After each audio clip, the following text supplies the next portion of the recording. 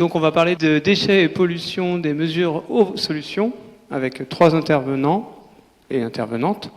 Donc il y aura Héloïse Comte, qui est chercheuse à l'INRAE à Clermont-Ferrand, qui nous parlera plutôt de eau, je pense, de pollution des eaux. Robin Oriot, qui travaille chez Citeo, qui nous parlera plutôt de tri des déchets. Et Héloïse de Treden, qui reviendra sur l'eau, on peut dire ça. Voilà. Donc ça se déroulera en 3 parties. On avait dit entre un quart d'heure et 20 minutes pour chaque partie, avec une présentation des intervenants, suivie de 5 à 10 minutes de questions, suivant le temps qui reste. Voilà. Je propose de suivre cet agenda-là, donc de commencer par Héloïse. Alors, tu as présenté... Il y a des prêts... Je ne les ai pas ouverts. Attends, on va les ouvrir tout de suite. Donc c'est EC. Alors, on a un ordinateur qui est très lent. C'est plus rigolo. Il était déjà ouvert? Non, je ne le vois pas.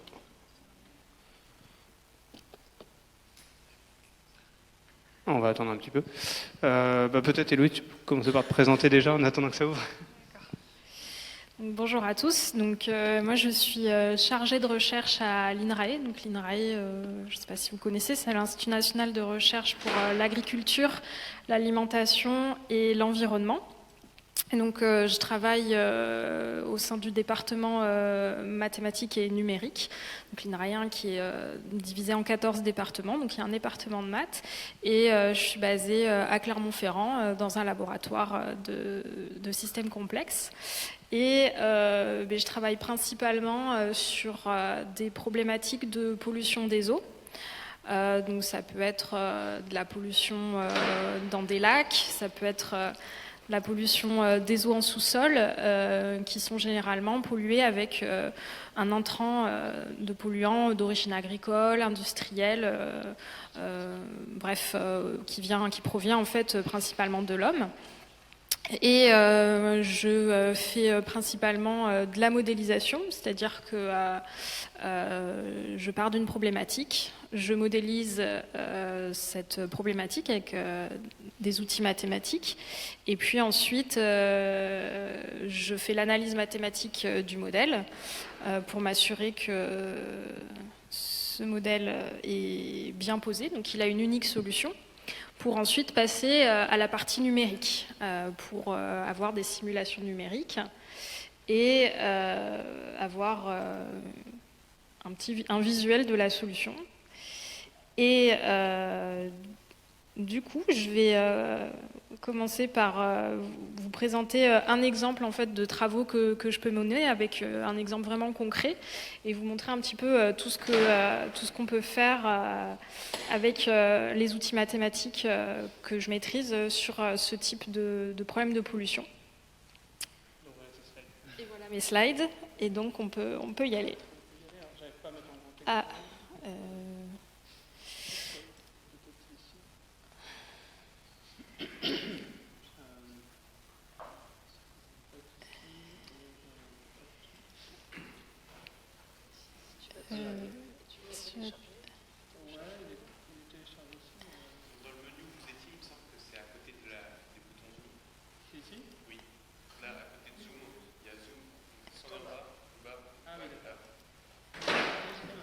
Super. Merci. Ouais. Du coup, j'ai les... Super. Du coup, on va partir... je vais vous présenter un problème sur lequel j'ai travaillé pendant plusieurs années, très concret, très parlant, et je vais vous montrer un petit peu toutes les choses qu'on peut faire dessus avec des mathématiques.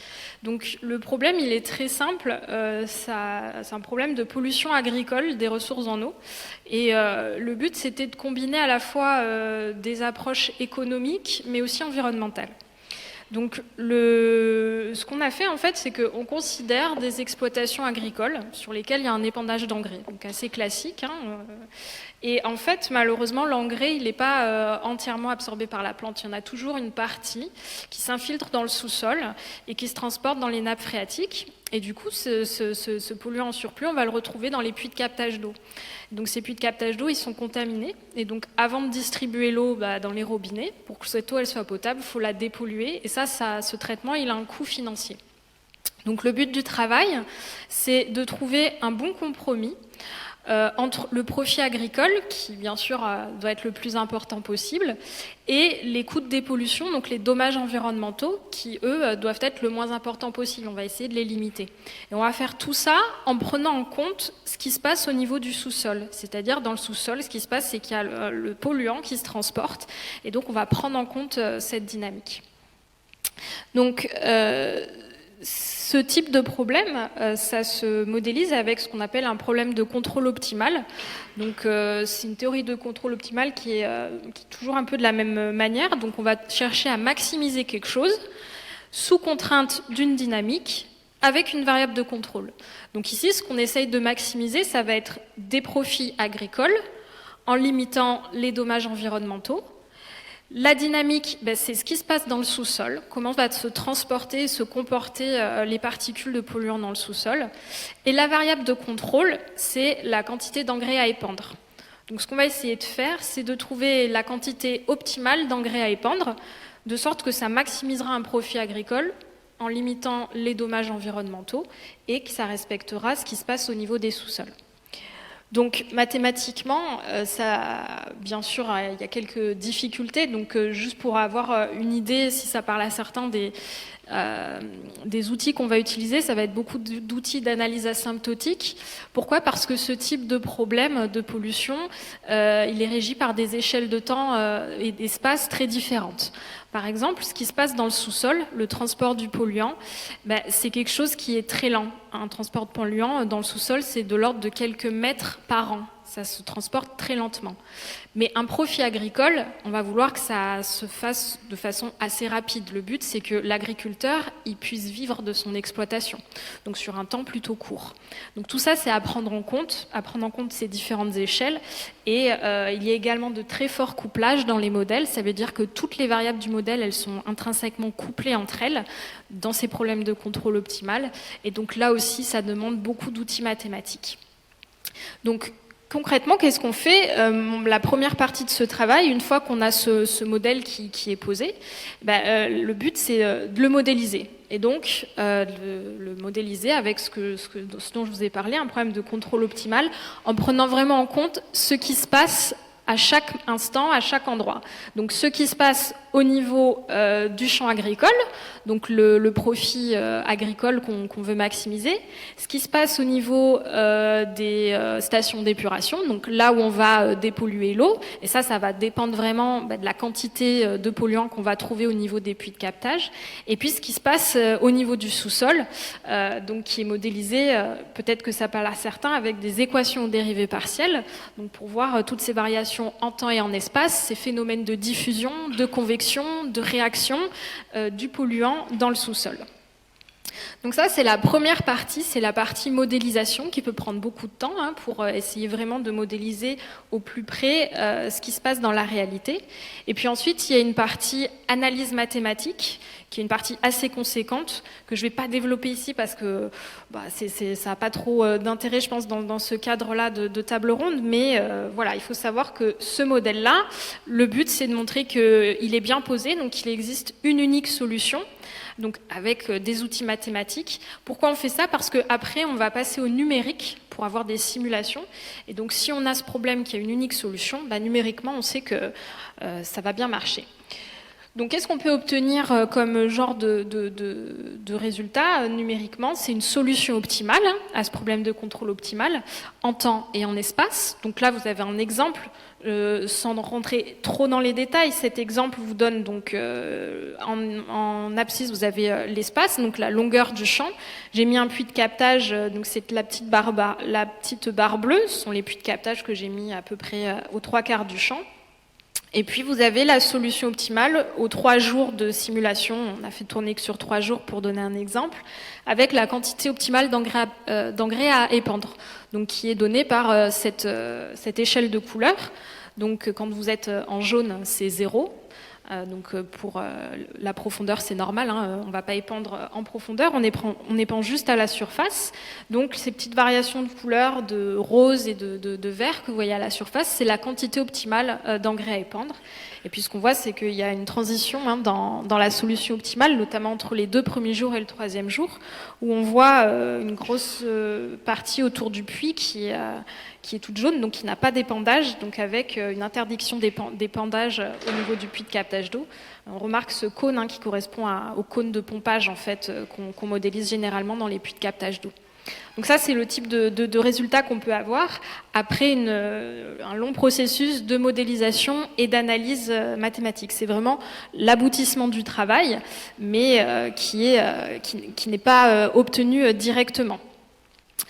Et puis un autre exemple de problème qu'on peut avoir, c'est essayer de se rapprocher encore plus de la réalité, et de prendre en compte plusieurs agriculteurs. Parce que là, on avait pris un agriculteur, un puits de captage d'eau. Dans la réalité, autour des puits de captage d'eau, on a plusieurs champs agricoles, possiblement, plusieurs agriculteurs qui ne coopèrent pas nécessairement entre eux et qui ont donc des stratégies d'épandage différentes, parce que pas forcément la même culture agricole et donc pas forcément les besoins en engrais, mais pour autant ça fait des sources de pollution potentielles différentes pour les puits de captage d'eau. Et donc là, dans ce cadre qu'on appelle cadre de théorie des jeux, j'ai juste illustré le type de solution optimale qu'on peut avoir, mais ce dont on se rend compte, c'est qu'en fait, la localisation des champs, des puits de captage a une très grande importance. Donc le spatial est vraiment très important ici, d'où l'utilisation d'équations aux dérivées partielles pour avoir cette prise en compte de l'espace, et également tout ce qui est les phénomènes physiques, et donc loi de Darcy. Donc la loi de Darcy, je ne sais pas si ça parle, mais ça donne une indication en fait sur la vitesse de déplacement des polluants dans le sous-sol. Et donc bien évidemment, si cette vitesse elle entraîne les polluants vers un puits de captage, ça aura beaucoup plus d'impact négatif que si la vitesse les entraîne de l'autre côté. Donc là aussi, sur tous ces paramètres, il va y avoir beaucoup d'importance, et on peut établir des stratégies de coopération entre les agriculteurs pour avoir des solutions optimales voulues. Et donc je vais terminer en rebondissant sur ce que je disais sur les paramètres qui interviennent dans ces lois de diffusion, dans ces lois de Darcy. Ce qu'on connaît classiquement, c'est qu'avec des paramètres, on va établir un problème direct, comme je vous ai montré, et observer la trajectoire de la solution optimale. La question qu'on peut aussi se poser, c'est de faire l'inverse, en fait, et ça s'appelle faire un problème inverse, c'est-à-dire qu'à partir de l'observation de la trajectoire de la solution, on va essayer d'estimer les paramètres. Et estimer des paramètres, ça veut dire qu'on va pouvoir affiner les lois qui interviennent dans la modélisation, les lois de diffusion. Et ça permet d'affiner le modèle et d'avoir quelque chose d'encore plus proche de la réalité. Alors concrètement, et je terminerai là-dessus, qu'est-ce que ça veut dire toujours avec notre petit exemple de pollution agricole ? Ça veut dire que ce qu'on sait, c'est ce qui se passe au niveau de la station d'épuration. On connaît le coût on connaît ce que ça nous coûte en fait de traiter l'eau. Et donc à partir du coût de traitement de l'eau, le problème inverse, ça revient à se demander si on arrive à bien évaluer la quantité d'engrais qui a été épandue sur le champ agricole, et voire même à quel endroit du champ, la localisation. Donc là toujours il y a cet intérêt spatial. Et donc ça, c'est vraiment un problème inverse, c'est-à-dire essayer de déterminer les causes en connaissant les effets. Et je vais m'arrêter je vais m'arrêter là-dessus. Et je vous remercie pour votre attention. Merci beaucoup. Alors peut-être ce qu'on peut faire, c'est une petite séance de questions juste sur cette présentation, et on va le faire pour les autres aussi. Et puis à la fin, peut-être des questions peut-être plus générales sur l'ensemble des 3 interventions. Est-ce qu'il y a des questions déjà sur cette présentation d'Héloïse ? Oui, je vais peut-être me déplacer.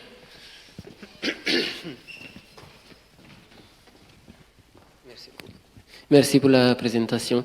Et je voulais demander si avec ces modèles, du coup, surtout dans les problèmes inverses, vous arrivez vraiment à capturer la dynamique réelle qui se passe, ou s'ils sont quand même des modèles un peu trop simples pour capturer la dynamique réelle. Alors le problème inverse, c'est un travail qui n'a pas encore été fait, c'est la question qu'on se pose. Donc là, je vous ai vraiment présenté la question qu'on se pose d'essayer de déterminer la quantité d'engrais épandus et la localisation, mais je ne peux pas encore répondre à la question. Oui. On peut voir dans les schémas, lors du traitement numérique, que d'une journée à l'autre, il y a eu beaucoup de variations.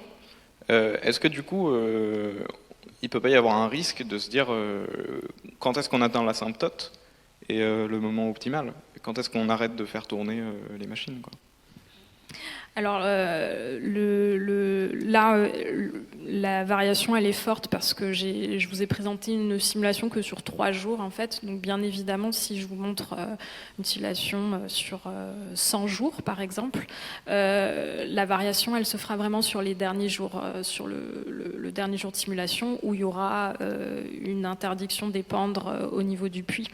On est sûr en fait que la solution qu'on présente est vraiment la solution optimale de par l'algorithme qu'on a, qui est un algorithme classique en problème de contrôle optimal. Et pour cela, on utilise les conditions nécessaires d'optimalité de Pont-Triagine qui nous permettent d'écrire l'algorithme. Donc, comme on a montré en plus que le problème est bien posé, donc il y a une unique solution, à ce niveau-là, il n'y a pas de souci. Est-ce qu'il y a d'autres questions? Non? Tout va bien? Ok. Du coup, je vais reprendre les slides pour la deuxième. Alors, je ne sais plus qui était en deuxième. Oups. J'ai une petite question. Ah, Héloïse, vas-y. Merci. Je me demandais quel type de réaction chimique ou biochimique vous modélisez dans ce cas? Alors là, c'est vraiment une réaction simple, c'est-à-dire qu'on considère qu'on a le polluant dans le sous-sol de concentration C et le reste de concentration 1-C. Donc on a les principes de conservation de la masse, etc. Et le type de réaction dans ce cas-là, on a des réactions de type, ça peut être linéaire, ça peut être non linéaire aussi, et on retrouve dans la littérature des réactions de type Freundlich ou Langmuir, je ne sais pas si ça parle, mais c'est ce type de réactions-là qui sont très documentées dans la littérature pour les sous-sols. D'accord. Alors, peut-être, Robin, tu fais la deuxième présentation ou... Ouais, ça te va? Alors, bonjour à tous, Robert Ah, de la Panterie, moi je suis chef de projet chez Citeo, j'ai pas de slide à vous présenter, par contre je vous invite à aller regarder sur le site internet de Citeo, on a partagé un article sur les projets d'intelligence artificielle pour améliorer la qualité du recyclage. Et avant de vous présenter les projets en question, je vais du coup vous présenter Citeo, si vous connaissez pas.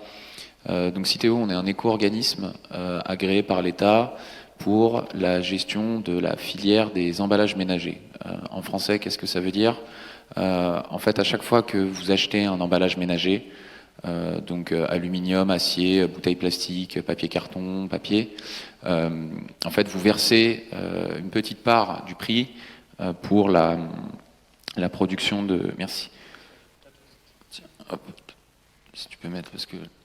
Le titre directement. Je ne sais pas si je vais le retrouver sur le site. Merci, c'est gentil. Donc, par exemple, donc les déchets fonctionnent en filière. Par exemple, vous avez les déchets, la filière des déchets d'équipements électroniques et électroménagers. Donc, par exemple, quand vous achetez un frigo ou une télévision, vous avez toujours sur le ticket de caisse en bas un petit montant dont éco-contribution payée. En fait, l'éco-contribution, c'est ça. Pour les emballages, la contribution n'apparaît pas parce que c'est des montants qui sont très, très, très infimes. Et pour autant, vous la payez à chaque fois que vous achetez un emballage. Et donc, ces contributions-là, elles sont ensuite versées par les fabricants d'emballages à des éco-organismes comme Citeo, qui ensuite redistribue cet argent aux collectivités qui financent la collecte et le tri des emballages, donc le bac jaune. Et on vient aussi financer des projets de R&D sur des thématiques bien précises comme celle-ci. Donc l'appel à projet qu'on a lancé, c'était en 2020 sur l'émergence de solutions innovantes pour l'identification des emballages ménagers et des papiers de la collecte jusqu'au tri. Donc concrètement, on a financé 14 projets. Non, on les voit toujours pas. Ouais, 6 projets d'intelligence artificielle, Citeo. Normalement, on devrait les avoir.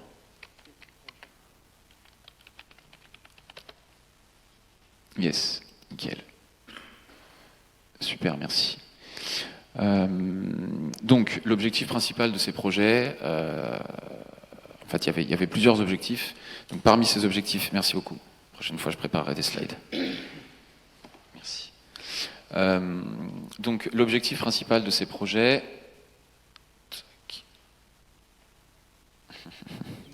Non. Bon. L'objectif principal de ces projets, donc il y avait plusieurs objectifs. Parmi ces objectifs, on avait la détection d'intrus. Donc par exemple au niveau de la collecte, super, merci. Donc détecter les intrus lors de la collecte, éviter qu'ils créent des incidents dans les centres de tri. Donc ça par exemple, on le voit arriver avec les bonbonnes de protoxyde d'azote, qui sont plutôt utilisées à des fins récréatives aujourd'hui que pour faire de la chantilly. Donc ça, on les retrouve pas mal dans la rue ou dans la collecte, et les centres de tri, ils aiment pas trop, les gens qui travaillent là-bas non plus, parce que il y a quand même vachement de pression à l'intérieur, et quand ça explose, ça peut créer des dégâts humains et matériels assez importants. Donc là-dessus, il y a un enjeu sur la détection des intrus. On a aussi un enjeu sur la différenciation des emballages, et notamment la différenciation entre alimentaire et non alimentaire.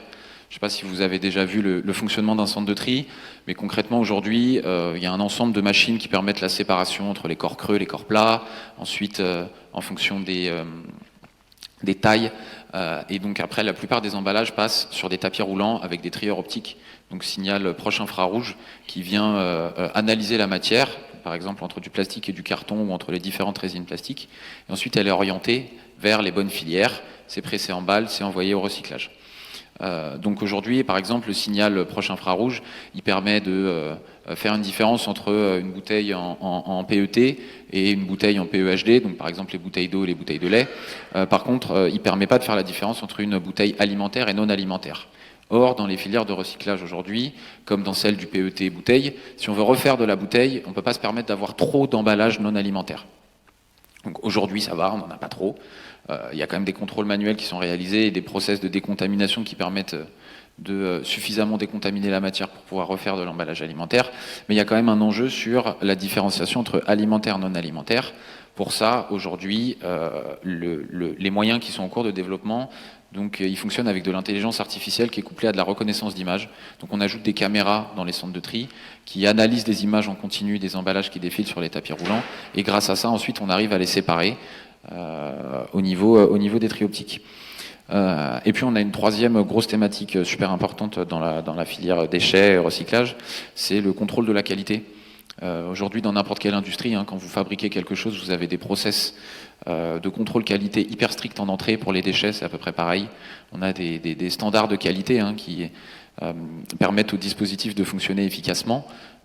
Et aujourd'hui, pour surveiller cette qualité-là, il n'y a pas encore de moyens à l'échelle industrielle qui existent, ils sont en cours de développement, et notamment grâce à l'intelligence artificielle couplée à de la reconnaissance d'images. Donc, les 6 projets, pour dire quelques mots sur chacun. Donc, on a un premier projet qui consiste à faire de l'analyse qualité au moment de la collecte. Donc là, concrètement, on met des caméras sur les camions de collecte, et au moment de la levée du bac, donc du bac jaune, quand le bac est versé dans le camion, on a la caméra qui capte les images, qui analyse tous les emballages et qui comme ça détermine la qualité ou la non-qualité de la collecte. Et ça permet aussi de faire le tri dans les éléments dangereux, les bonbonnes de protoxyde d'azote dont je vous parlais tout à l'heure, aussi les piles qui sont un gros problème dans les centres de tri qui créent assez souvent des incendies. Et donc ensuite, une fois qu'on a la connaissance de la présence de ces emballages ou de ces éléments perturbateurs, on arrête la collecte, on vide le camion et ça évite les incidents en centre de tri. On a un second projet qui a été fait avec un bureau d'études, donc le bureau d'études Terra sur lequel j'ai travaillé en particulier, qui consiste à faire de l'analyse qualité par prise de photo. Donc là concrètement, on prend une balle de déchets, donc c'est des gros blocs de déchets compactés, on l'ouvre, on fait un prélèvement, on l'étale, ensuite on le prend en photo et on a un résultat immédiat de composition de la balle et de la qualité des matières. Et ça, concrètement, aujourd'hui, c'est les seules analyses qui sont réalisées. Elles sont réalisées entièrement à la main. Je vous invite à regarder, peut-être sur le site de votre ville, il y a souvent des vidéos pédagogiques sur le fonctionnement des centres de tri. Les gens qui travaillent là-bas, franchement, ils ont du courage. Hein. C'est des travaux qui sont vraiment difficiles. Et nous, on envoie des équipes toute l'année dans les centres de tri pour faire des analyses qualité. Et ce type de projet-là permettrait justement de de bien leur faciliter la vie. Ensuite, on a un troisième projet, donc le projet Ficha, donc une start-up grenobloise. J'ai entendu qu'il y avait des grenoblois tout à l'heure. Une start-up grenobloise qui fait de l'analyse qualité en continu dans les centres de tri. Donc, on a un autre projet aussi qui est dans la liste. Donc concrètement, on met des portiques au-dessus des tapis roulants dont je vous parlais tout à l'heure dans les centres de tri. Sur les portiques, on a une caméra. La caméra fait de la lecture en fait d'images qui défilent sur les tapis roulants et grâce à ça, ils font des analyses qualité. Ensuite, on a un projet avec Omni, Total et Valorplast qui avait pour but là aussi de faire de l'analyse qualité et de la séparation en fait entre les différentes résines plastiques pour les orienter vers les bonnes filières.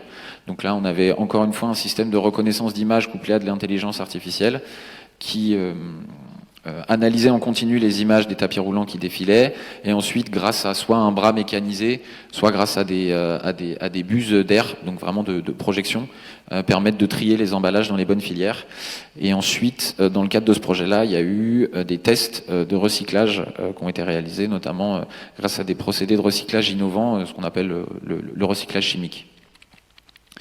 Le projet Calixo, qui a été conduit avec la start-up Lixo, consistait en fait à faire des mesures qualité en différents endroits, donc au moment de la collecte, à l'entrée du centre de tri, en sortie de centre de tri et chez le recycleur, pour avoir une vision complète de la qualité sur l'entièreté de la chaîne de valeur. Vision complète qui permet ensuite d'agir quand on repère que quand on passe d'un endroit à un autre, on a une différence en termes de qualité significative. Ça permet d'agir et d'actionner les bons leviers pour retrouver les niveaux de qualité attendus. Et enfin, pour finir, on a fait un projet, donc le projet Tricel avec Pellin Questé. Pellin Questé, donc c'est une société qui est basée près d'Aix-Marseille, qui est un des leaders mondiaux dans la fabrication des tris optiques dont je vous parlais tout à l'heure, qui permettent de faire le tri entre les différentes résines plastiques, les différents éléments.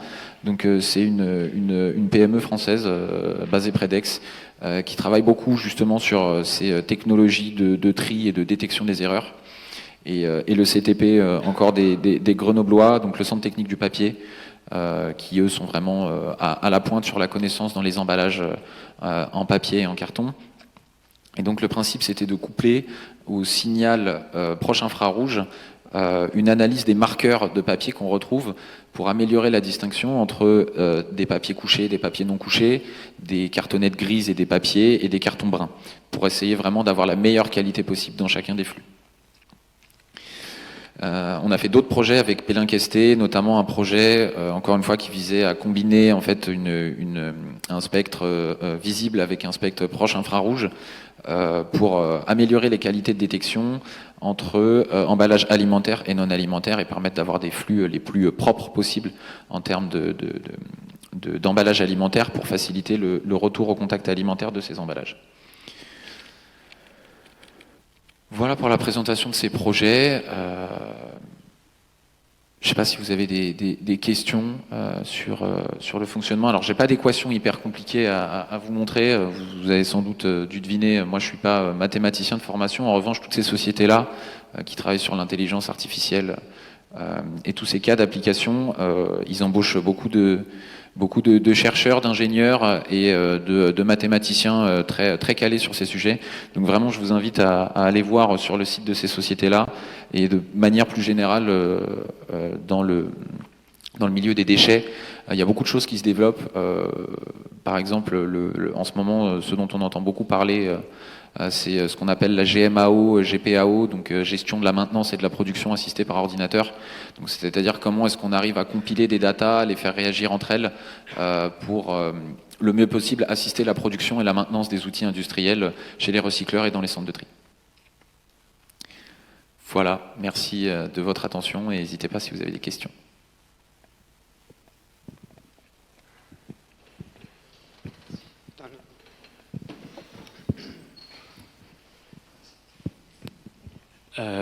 Moi, c'était une question sur le type d'entreprise qui est Citeo. Ouais. Vous avez dit que l'éco-contribution allait et et j'ai oublié le nom de ce type d'entreprise. Comment ça s'appelait? Un éco-organisme. Un éco-organisme. C'est ça, c'est un éco-organisme. Alors en fait, la gestion des déchets aujourd'hui en France, en Europe et dans certains pays du monde, elle repose sur le principe de la REP. Donc le principe de la REP, c'est responsabilité élargie du producteur. C'est un peu ce principe-là qui permet aux éco-organismes d'exister. Et donc aujourd'hui, c'est inscrit dans la loi. Les metteurs en marché, donc d'emballage, d'équipements électroniques, ont l'obligation de contribuer à la gestion de la fin de vie des produits qu'ils mettent sur le marché. Et donc aujourd'hui, ils ont deux choix. Soit ils vont chercher eux-mêmes directement chez les gens les emballages ou les produits pour lesquels ils doivent contribuer à la gestion de la fin de vie, soit ils adhèrent à un éco-organisme. Donc en gros, ils se regroupent. Les éco-organismes, souvent, ils sont créés, financés par les metteurs en marché. C'est conventionné quand même. Pardon ? Il y a une convention pour être éco-organisme. Oui, bien sûr. Donc voilà. Alors après, il faut recevoir un agrément de l'État. Donc on a un cahier des charges. Concrètement, c'est les règles du jeu. Et ensuite, on a un ou plusieurs éco-organismes qui répondent à ce cahier des charges pour avoir le droit d'exercer en tant qu'éco-organisme et du coup de recevoir ces éco-contributions pour les redistribuer ensuite aux collectivités, notamment dans le cas des emballages. Mais vous avez plein d'autres filières, les déchets d'équipements électroniques et électroménagers, ça j'en ai parlé, les piles et accus, les véhicules hors d'usage. Enfin voilà, en France on est un peu les champions des REP, donc on a beaucoup de REP, on en a des nouvelles qui ont été créées il n'y a pas longtemps, notamment une dans le bâtiment, une pour les articles de bricolage et jardinage. Enfin voilà, en France on est vraiment les spécialistes de ce modèle-là, qui est un modèle de gouvernance vraiment super intéressant sur le principe, et ça permet de gérer, en tout cas dans le cas des emballages et des papiers, toute la partie collecte, R&D sur le sujet. Voilà, mais vraiment, en tout cas, si vous voulez en savoir plus sur notre activité, n'hésitez vraiment pas. Je fais pas de la pub, on n'a pas. Mais en tout cas, sur le fonctionnement des filières, c'est un truc qui est assez peu connu par le grand public. Et pour autant, il y a vraiment beaucoup de choses qui se cachent, beaucoup de projets qui se développent. L'intelligence artificielle couplée à de la reconnaissance d'image, dans la gestion de la donnée et même dans les expérimentations sur la création de nouvelles filières de recyclage. Il y a beaucoup de choses qui se font et qui impliquent l'usage des mathématiques en général. Est-ce qu'il y a d'autres questions? Non, c'était trop clair. Alors, on va passer à notre dernière intervenante, du coup. Alors, attends, il faut que je mette là. Merci beaucoup. Oups. Alors non, je l'ai déjà ouvert. Il faut faire CTRL-L. Non, il faut faire F5. Voilà, c'est ça. Donc, c'est Héloïse de Tréderne, qui est responsable du service adjointe du service modélisation et opérationnel du SIAP, donc c'est le syndicat. Alors je vais le faire parce qu'il est long. C'est le syndicat interdépartemental pour l'assainissement de l'agglomération parisienne. Donc c'est un service public d'assainissement des eaux usées. Donc tout à l'heure on vous a parlé de l'eau potable. Dans notre cas, on assainit les eaux usées de la région parisienne, donc de 9 millions d'habitants. Ah. Oui, mais... Attends. Donc, dans le grand cycle de l'eau, c'est-à-dire l'évaporation ou l'évapotranspiration, la formation des nuages et puis la pluie, on a un petit cycle de l'eau qui est finalement un détournement des humains pour leur propre usage récréatif ou alimentaire, industriel, etc. Donc nous, on va agir à la fin du petit cycle de l'eau. On va récupérer toutes les eaux usées, qu'elles soient issues des particuliers ou des industriels, et on va les traiter dans nos usines. Le SIAP, ça va être le troisième plus gros opérateur de traitement des eaux usées en France, après Veolia et Suez, mais c'est le plus gros de la région parisienne. Donc on va vraiment capter les 3/4 des eaux usées de Paris et de la Grande Couronne et puis quelques autres communes. Et on va les rediriger vers nos 6 usines de traitement de l'eau. On parlait tout à l'heure de la grosse usine de Saint-Valenton. Pour ceux qui vont fréquemment vers l'est de la France, ou le sud-est, on peut passer en TGV devant cette grosse usine qui a des yeux. Donc si ça vous dit quelque chose. Et globalement, en fait, on va diriger nos eaux de façon assez classique, soit vers l'est de Paris, soit vers l'ouest de Paris, en fonction de d'où vient l'eau. Et en fonction d'où vient l'eau, ça peut être soit des eaux usées et également des eaux de pluie qui vont s'infiltrer dans le réseau. Au SIAP, il y a principalement du coup des usines d'exploitation, mais il y a aussi des directions qui sont un peu, prospectives, et la mienne en particulier, qui est la direction innovation, dans laquelle on va essayer de développer des outils de recherche et R&D qui vont pouvoir permettre de mieux traiter l'eau.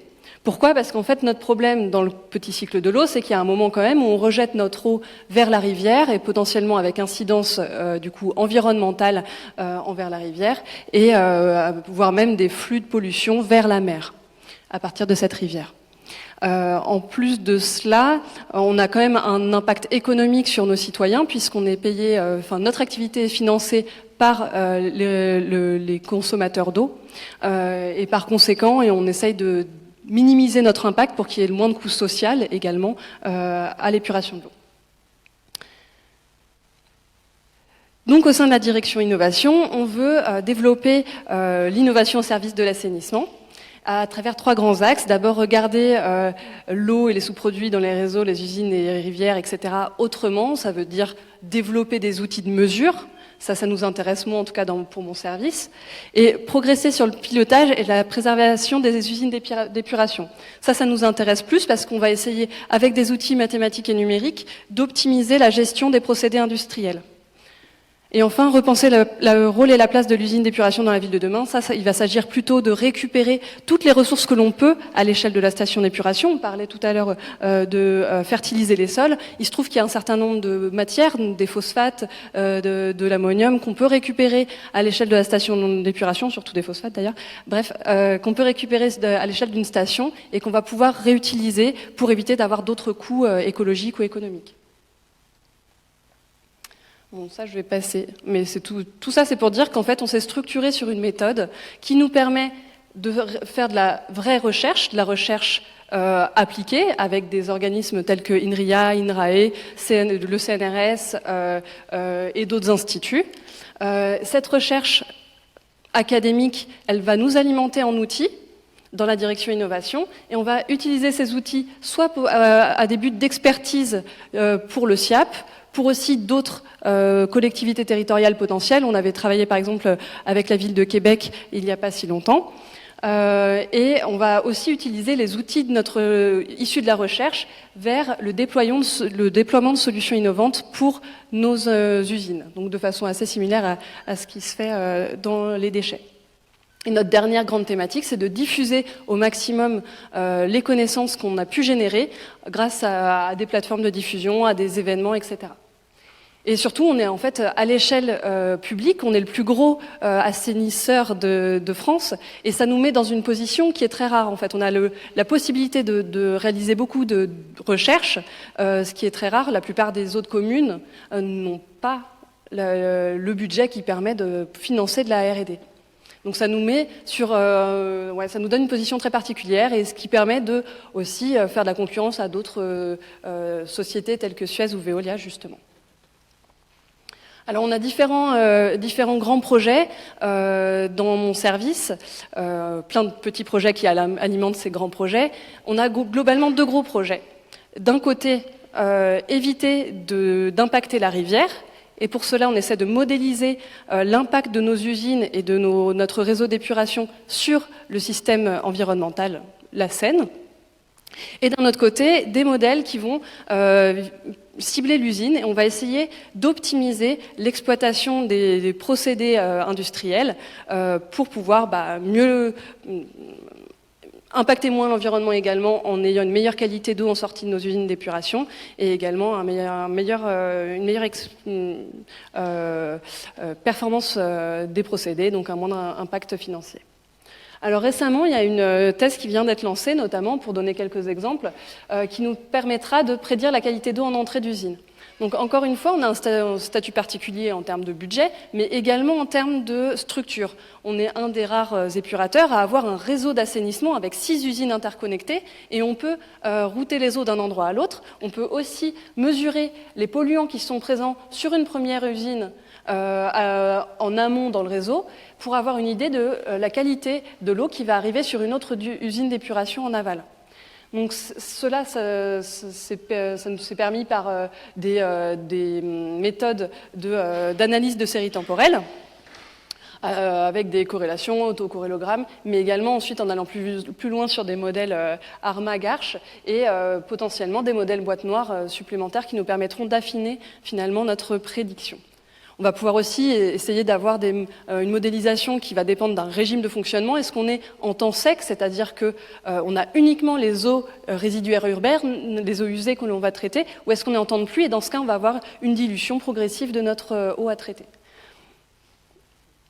L'importance d'avoir cette prédiction de la qualité en entrée d'usine, c'est que potentiellement, on va pouvoir ouvrir un certain nombre de procédés qui étaient à l'arrêt ou faire en sorte qu'ils soient plus optimaux en réalisant de la maintenance, plus performants plutôt, et ainsi gagner finalement sur la performance de toute l'usine pour traiter les eaux qui arrivent.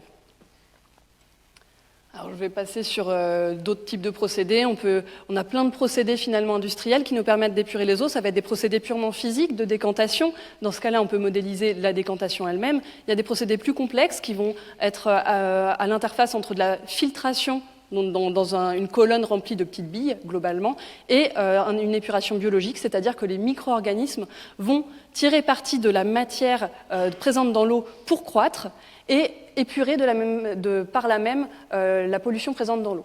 Donc finalement, ça leur fait les micro-organismes vont utiliser comme substrat énergétique la pollution présente dans l'eau, s'accroître et quand même permettre d'épurer l'eau in fine. Ces procédés sont particulièrement complexes en termes d'hydraulique, de fonctionnement biochimique également. Et on essaye de les simuler et aussi de mettre entre les mains des exploitants les produits de la simulation via des interfaces de visualisation qui leur permettront d'ajuster leurs paramètres d'exploitation pour optimiser la performance du procédé. Bon, je ne vais pas tout expliciter, mais globalement, on a aussi des modèles qui vont nous permettre de prédire la qualité de la Seine, et donc de la rivière, suite au déversement des stations d'épuration sur l'ensemble du linéaire de Seine. Et ça nous permet notamment d'ajuster le moment où on va réaliser des travaux sur les usines. Parce que quand une usine est en travaux, elle va avoir une moindre capacité d'épuration, et donc l'eau qui va sortir de la station va être plus chargée en pollution. Donc, grâce à des outils mathématiques et physiques, biogéochimiques, on va modéliser l'impact et ajuster le planning des travaux pour éviter qu'il y ait un impact trop fort sur la rivière. Alors, je passe. On a un certain nombre de perspectives. On travaille aussi sur des modèles boîte noire ou hybrides qui nous permettront d'améliorer la fiabilité de nos prédictions. Et globalement, en fait, l'enjeu à terme de toutes ces petites briques de modélisation que l'on veut aboutir, c'est d'optimiser l'ensemble du système d'assainissement, nos 6 usines, en fonction de la qualité de Seine. Finalement, au lieu de subir le débit qui arrive sur chacune des usines, essayer de modéliser correctement l'impact que chaque usine peut avoir à son rejet sur la Seine pour pouvoir ensuite ajuster en fait, les débits qui vont être dirigés sur chacune de ces usines. Donc finalement, on rejoint aussi un problème d'optimisation sous contrainte, comme tout à l'heure. Donc on a des projets sur l'ensemble de ces domaines, sachant qu'en réalité, pour pouvoir aboutir à ce modèle-là, il faut pouvoir avoir des modèles usines qui soient suffisamment performants pour réaliser l'optimisation appropriée. Je crois que je n'ai pas de slide de conclusion. Ah si. Bon, tout ça pour dire que notre vrai but, c'est de mettre des vrais outils opérationnels dans les mains des exploitants des usines Donc là, en ce moment, par exemple, on développe une interface de visualisation, de modélisation du procédé dont je vous ai parlé tout à l'heure, la biofiltration. Et on a une méthode qui va nous permettre d'avoir les retours d'expérience des utilisateurs qui nous permettra d'améliorer du coup notre produit. Et on s'inscrit vraiment dans cette optique-là. On veut que nos outils soient utilisés, soient pertinents, quitte à utiliser des méthodes qui seraient plus simplistes si ça permet de répondre à des enjeux importants et de la meilleure des façons. Donc on est très opérationnel. Alors là, c'est juste pour vous dire que si vous voulez, on a un certain nombre d'opérations de recherche. J'espère que je ne dépasse pas trop parce que j'ai pas regardé le... Non, c'est bon, c'est bon. Ok. Donc on a plein d'offres de Master 2, enfin de stages de Master 2, de thèses, aussi de travaux, de postes d'ingénieurs qui sont publiés sur innovation.fr. Ça va concerner les mathématiques pour mon service, ça peut concerner aussi la métrologie, du développement durable, etc. Donc n'hésitez pas si vous êtes curieux. Il y a aussi plein de petites vidéos courtes qui explicitent le travail que l'on fait dans tous les services sur cette plateforme. Merci beaucoup. Alors, est-ce qu'il y a des questions ?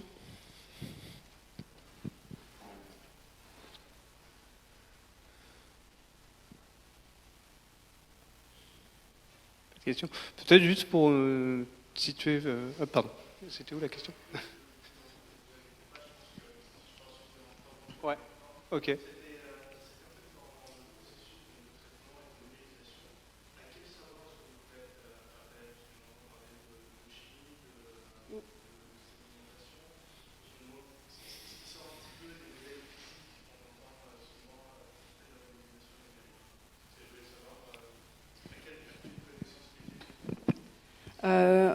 On a beaucoup de connaissances de physiciens, effectivement, après des hydrologues aussi, pour le côté plutôt rivière. On va avoir...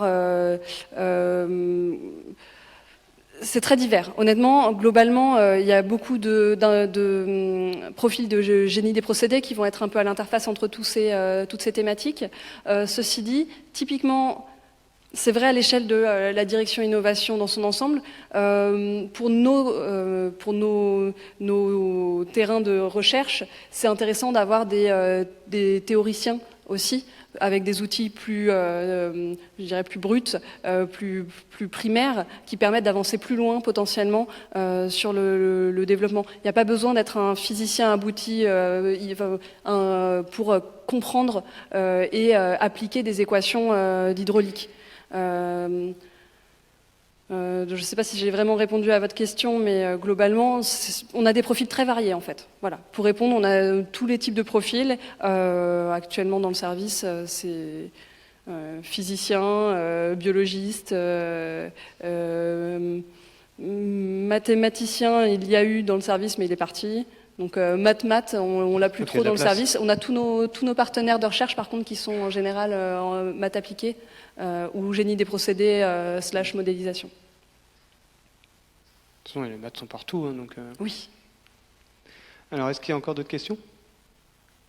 Ouais. Thierry, tu parles assez fort, Thierry ? Ah oui, tout à fait. Là, si vous voulez... Globalement, on va recruter un profil mathématicien dans les prochaines semaines ou prochains mois, j'espère, parce que sinon, je suis toute seule à la tête du service et voilà.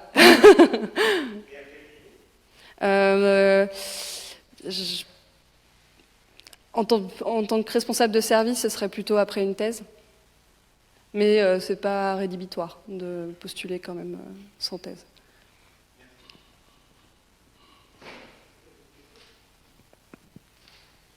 Non. Astrid. Les profils que vous recrutez, c'est plutôt, si on pense à des mathématiciens maintenant, est-ce que étudiants de master ou étudiants plutôt d'école d'ingénieur ou les deux ? Ça peut être vraiment les deux. Sur nos offres de thèse, on a à la fois des produits d'université, des produits des écoles d'ingénieurs. On essaye d'avoir. Alors typiquement, on a 2 thèses qui vont commencer sur des modèles statistiques et boîtes noires, et on essaye justement d'avoir des profils sur ces 2 thèses qui vont être complémentaires. Là, on a recruté une étudiante qui est plutôt maths fondamentale, maths série temporelle, statistique et appliquée à la finance, donc rien à voir initialement, mais en fait c'est les mêmes outils qui permettent d'analyser des séries temporelles de qualité d'eau. Et on aimerait bien avoir peut-être un profil un petit peu plus physique, génie des procédés potentiellement pour être complémentaire sur une thèse plutôt usine, mais ça dépend des sujets. Je dirais que ça dépend aussi de la perception de l'encadrant de thèse, quand c'est des thèses, parce que nous on est co-encadrant financeur, mais on n'est pas de l'encadrement académique. Donc ça dépend évidemment de la personne, du chercheur ou du maître de conf, bref, qui est impliqué. Alors, est-ce qu'il y a encore des questions? Peut-être même plus générales, parce que là on arrive à la fin, donc je crois qu'on a encore 5 minutes. Combien? 8? 1 minute. Bon, d'accord, on est parfait. Non, je sais pas, est-ce qu'il y a des questions générales ou des questions plus précises sur le dernier exposé? Peut-être des questions entre intervenants aussi, non? Tout est clair. Bon, on s'arrête là alors, je propose. D'accord. Je vous remercie beaucoup en tout cas. J'espère que ça vous a intéressé.